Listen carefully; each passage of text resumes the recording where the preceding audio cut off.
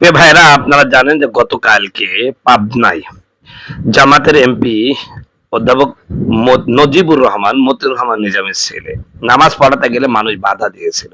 কেন বাধা দিয়েছিল জানেন?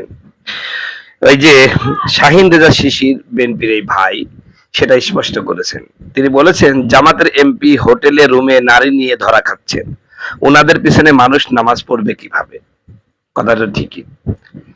তো যার পিছনে নামাজ পড়বো তিনি যদি অনৈতিক কাজে জড়িত হয় বা তিনারা যদি অনৈতিক কাজে জড়িত হয়, তাহলে সেক্ষেত্রে মানুষের এই প্রশ্নটা আসতে পারে। সঠিক প্রশ্ন করেছে।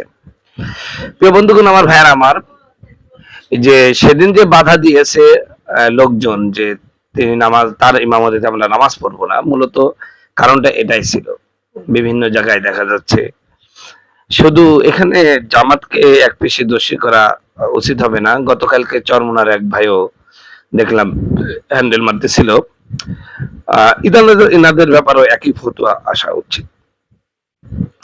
কিন্তু এভাবে করে যদি আপনারা নামাজ না পড়তে চান, এই ইমামের পিছনে এই দলের ইমামের পিছনে পড়বেন না, ওই দলের ইমামের পিছনে পড়বেন না, তো ইমাম ভালো আছে কিনা বলেন? একজন কি ভালো আছে? কম্বলের লোম খুঁজতে গেলে আপনি কম্বল খুঁজেই পাবেন না। বাংলাদেশে 99.9% নেতা কর্মীর অবস্থা, কেউ ধরা খায়, কেউ খায় না। 99.9% নেতাদের চরিত্র ভালো নেই বাংলাদেশে। দেখা যাচ্ছে 3 কাল চলে গেছে, 1 কাল কবরে, সেও কিছু করতে পারে না, চুমু দেয় না, আদর করি, নেশা মিটাই, তারপরও এই কাম করে। মানে মেয়ে মানুষের শরীরের গন্ধ এমন ভাবে আমাদের বর্তমান সমাজের নেতা কর্মীদেরকে আকৃষ্ট করেছে। তো যাই হোক, এটা নিয়ে এখন খুবই ঝামেলা চলছে। জামাতের ভাইরা বিভিন্ন জায়গায় স্বাচ্ছন্দ্যভাবে ইমামতি করতে পারছেন না। এটা আমার দৃষ্টিতে আসার কারণে আমি একটা সঠিক ব্যাখ্যা দিই। আগে উদাহরণ একটা দিই। ধরুন আপনারা 4 ভাই, তাদের মধ্যে একজন যদি কোনো অপরাধ বা অসামাজিক কাজে জড়িয়ে পড়ে, তাহলে কি সমাজ বাকি 3 ভাইকেও অপরাধী বলবে? তাদেরকেও কি বয়কট করবে? নিশ্চয় না, কারণ অপরাধের দায় ব্যক্তির, পরিবারের নয়। ঠিক তেমনি একটি আদর্শ ভিত্তিক সংগঠনের একজন সদস্যের ব্যক্তিগত অপরাধের দায় পুরো সংগঠন বা তার সব সদস্যের উপর চাপিয়ে দেওয়া ন্যায়সঙ্গত নয়। ইসলামও ব্যক্তি অনুযায়ী বিচার করতে শিক্ষা দেয়। কোনো বহনকারীর অন্যের বোঝা বহন করবে না, কোনো বহনকারী অন্যের বোঝা বহন করবে না। সূরা আল আনাম 164 নম্বর আয়াত। এই অর্থটি কোরআনে আরো কয়েকটি আয়াতে এসেছে। অতএব ব্যক্তি অপরাধ করলে তার বিচার হোক, কিন্তু একজনের অপরাধের সবাইকে দোষী বানানো ইনসাফের পরিপন্থী। এটা ইসলাম নয়। আল্লাহ বলছেন, অলা তাজিরু ওয়াজিরু উইজরু উখরা। কেউ কারো বোঝা বহন করে না। যিনি অপরাধ করবেন তিনি অপরাধী। তবে সংগঠন থেকে যথেষ্ট পদক্ষেপ নেওয়া হয়েছে। এই জন্য আমি মনে করি যে আপনারা এই নিয়ে বিশৃঙ্খলা করেন না। আজকে বিএনপির মধ্যে তো ইমামতি করার মতন যোগ্য 2-1 লোক আছে। তো জামাতেও এরকম একটা সেকুলারিজম দল, ইসলামী দল না, কিন্তু তাদের মধ্যে আছে কিছু লোক যারা নামাজ পড়াতে পারে, তাদের নামাজ পড়েন, তাদের পিছনে নামাজ হবে।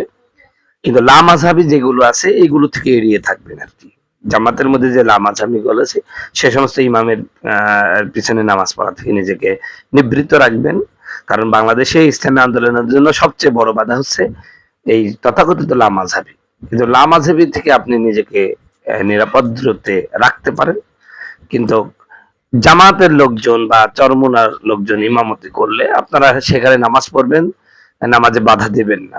তবে আপনাদের আবেগটা বুঝি, যে যাদেরকে আমরা এত ভালো মনে করতাম, যারা ইসলাম কায়েম করবেন মনে করতাম, কিন্তু তাদেরই সেই চরিত্র এরকম, তাহলে এদেশে ইসলাম কারা কায়েম করবে এবং এরা ইসলামের কি প্রতিনিধিত্ব করে?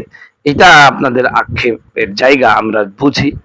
তারপরও এটা নিয়ে আর ফিতনা ফাসাদ না করাটাই ভালো। আলোচনা করেছিলাম যে রমজানের রোজা রাখলেই মুত্তাকিন হওয়া যাবে না।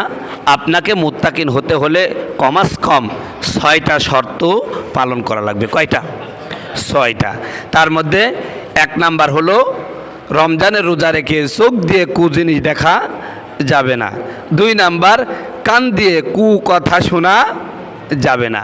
3 নাম্বার হচ্ছে 2 নাম্বার আর 2টা আলোচনা করেছিলাম গত জুমায়। 3 নাম্বার হলো যে এই যে মুখটা আছে, এই মুখ দিয়ে মানুষ সব গুনাহ করে। পৃথিবীতে যত গুনাহ সব কোন জায়গাতে তৈরি হয়? মুখ থেকে। এই জন্য আল্লাহ রসুল বলছেন, কেউ যদি তার শরীরের দুইটা অঙ্গের দায়িত্ব নেয় হেফাজতের, আমি তার জান্নাতের দায়িত্ব নেব। বলেন সুবহানাল্লাহ। কয়টা অঙ্গ? দুইটা। একটা হলো জিহ্বা, আর একটা হলো দুই উরুর মাঝখানে লজ্জাস্থান। এই দুইটা যদি কেউ ভালো রাখতে পারে, আল্লাহ রসুল বলছেন তার জান্নাতে যাওয়ার দায়িত্ব আমি রসুল নিজের কাঁধে তুলে নিলাম। বলে সুবহানাল্লাহ। আচ্ছা, এই দুইটা জিনিসই ঠিক রাখা খুব মুশকিল। মুখ আছে বলে, জবান আছে বলে যা ইচ্ছা তাই বলা যাবে না। আপনি যা বলছি সব রেকর্ড হচ্ছে। সব কি হচ্ছে ভাই? রেকর্ড হচ্ছে। আল্লাহ পাক বলেন, মা ইয়ালফিযু মিন কাউলিন ইল্লা লাদাইহি রাকীবুন আতীদ। আমার আল্লাহ রাব্বুল আলামিন বলেন, মানুষ মুখ দ্বারা যা উচ্চারণ করে, মা ইয়ালফিযু মিন কাউলিন, মানুষ মুখ দ্বারা যা উচ্চারণ করে, ইল্লা লাদাইহি রাকীবুন আতীদ, তার মুখ দ্বারা বের হওয়া সমস্ত কথাকে রেকর্ড করার জন্য অতন্ত্র প্রহরী তার মুখের কাছে দাঁড়ানো আছে। বলেন সুবহানাল্লাহ। সব আমার আপনার, আমি যা বলছি সব রেকর্ড হচ্ছে। আল্লাহ পাক বলেন, কিরামান কাতিবিনা ইয়ালামুনা মা তাফআলুন। আমার আল্লাহ রাব্বুল আলামিন বলেন, সম্মানিত দুইজন ফেরেশতা রয়েছেন, যা তোমার ডান এবং বাম কাঁধে তারা বসা। তুমি যা করতেছ ওদের দায়িত্ব হলো এই কাজগুলো সব আমলনামায় লিখে রাখা এবং ভিডিও করা। কিয়ামতের ময়দানে আমার আল্লাহ রাব্বুল আলামিন সবগুলোকে আপনার সামনে ওপেন করে দেবে। সূরা বানী ইসরাঈলে কত সুন্দর করে আল্লাহ পাক বলছেন, ওয়া কুল্লা ইনসানিন আলজামনাহু তাইরাহু ফি উনুকি ওয়া নুখরিজু লাহু ইয়াউমাল কিয়ামাতি ইয়ালকাহু মানশুরা। আমি প্রত্যেকটা মানুষের গলদেশে একটা ভিডিও বক্স আমি কুদরতিভাবে সেট করে দিয়েছি। মানুষ যা বলে যা করে সব রেকর্ড হচ্ছে।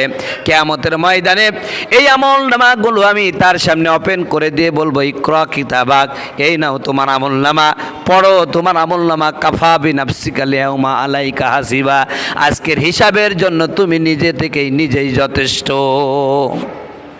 মানুষ আমলনামা দেখবে, ভিডিও খুলে দেখবে, সব জীবনে যা করেছেন অনেক কথা আছে যা আপনি নিজেই ভুলে গেছেন, কবে কি বলেছেন জানেন না, সব ওর মধ্যে আসছে। তখন কি বলবেন জানেন? মা লা ইউগাদিরু সগীরাতান ওয়ালা কাবীরাতান ইল্লা হাসাহা। কি আশ্চর্য কিতাব! এই ভিডিও বক্সের মধ্যে, এই কিতাবের মধ্যে জীবনের সব কিছুই তো এখানে লেখা আছে, কোনো কিছু ছেড়ে দেওয়া হয় নাই। তো সম্মানিত বন্ধুগণ, আমার ভাইয়ের আমার, রমজানের রোজা রেখে মুখটাকে আপনার ঠিক রাখা লাগবে। এই মুখ দিয়ে কখনোই মিথ্যা কথা, অশ্লীল কথা এবং গীবত করা যাবে না। গীবতের আবার একটা ব্যাখ্যা দিই, কারো নাম মেনশন করে যখন কথা বলবেন সেটা গীবত হয়ে যাবে। কথা বুঝতে পারছেন? মনে করলেন যে অমক সলিমউদ্দিন আজকে কি করলো, দেখলাম আজকে ওই লোকটা অমক জায়গায় একটা অকাম করে ফেললো। কথা বুঝতে পারছেন? এইরকম করে যদি কারো নাম ধরে কথা বলেন সেটা গীবত হয়ে যাবে।